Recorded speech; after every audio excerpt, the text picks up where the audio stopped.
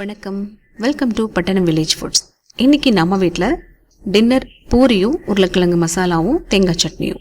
உருளைக்கிழங்கு 2 எடுத்து இந்த மாதிரி கழுவிட்டு கட் பண்ணி வச்சுருக்கேன். 3 பச்சை மிளகாய், 2 பெரிய வெங்காயம், கொஞ்சமாக இஞ்சி கருவேப்பிலை எடுத்திருக்கேன், மல்லித்தழை, ஒரு தக்காளி. குக்கரில் எண்ணெய் ஊற்றிருக்கேன். எண்ணெய் காஞ்சதும் கடுகு போட்டிருக்கேன். கடுகு பொரிஞ்சதும் வெங்காயம் பச்சை மிளகாய் சேர்த்துக்கலாம்.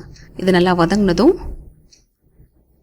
நம்ம கட் பண்ணி வச்சுருக்கிற உருளைக்கிழங்கு சேர்த்துட்டு மஞ்சத்தூள், உப்பு சேர்த்துக்கலாம். இது கூடவே நம்ம எடுத்து வச்சுக்கிற தக்காளியும் கட் பண்ணி சேர்த்துட்டு உருளைக்கிழங்கு வேகறதுக்கு தண்ணி ஊற்றிக்கலாம். இது கூடவே 1/2 ஸ்பூன் அளவுக்கு கடலை மாவு எடுத்துட்டு இந்த மாதிரி கரைச்சிட்டு ஊற்றிக்கலாம். கொத்தமல்லி தழை போட்டுட்டு இன்னொரு டம்ளர் தண்ணி ஊற்றிட்டு மூடி போட்டு வேக வச்சு எடுத்துக்கலாம். இப்போ பூரி பண்ணுறதுக்கு ஒரு பாத்திரத்தில் உப்பு போட்டிருக்கேன். தேவையான அளவு தண்ணி ஊற்றிட்டு இதில் 1 ஸ்பூன் அளவுக்கு எண்ணெய் சேர்த்துட்டு நல்லா கலந்து விட்டுட்டு அதுக்கப்புறமா ஆஷிர்வாத் கோதுமை மாவு சேர்த்துருக்கேன். எனக்கு தேவையான அளவுக்கு மாவு எடுத்திருக்கேன். கடகடன் மாவு பிசைஞ்சு வச்சாச்சு. இங்கே பார்த்தீங்கன்னா 3 விசில் விட்டு எடுத்தாச்சு. உருளைக்கிழங்கு நல்லா வெந்துடுச்சு. இது ஒரு ஸ்மாஷர் வச்சுட்டு இந்த மாதிரி ஸ்மாஷ் பண்ணி எடுத்துக்கலாம். சூப்பரான உருளைக்கிழங்கு மசால் ரெடி ஆகிடுச்சு. பூரிக்கே தேய்ச்சி வச்சுருக்கேன். கடகடன் போட்டு எடுத்துடலாம்.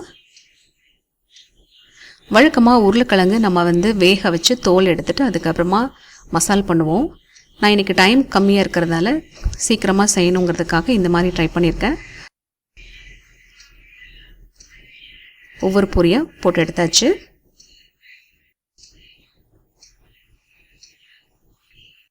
அவ்வளோதான், சூப்பரான டின்னர் ரெடி ஆகிடுச்சு. உருளைக்கிழங்கு மசால் அவசரத்துக்கு இந்த மாதிரி ஒரு டைம் ட்ரை பண்ணி பாருங்கள், ரொம்ப நல்லா இருந்தது. இந்த வீடியோ உங்களுக்கு பிடிச்சிருந்தா லைக் பண்ணுங்கள், கமெண்ட் பண்ணுங்கள், சப்ஸ்கிரைப் பண்ணுங்கள் ஃப்ரெண்ட்ஸ். தேங்க்ஸ் ஃபார் வாட்சிங்.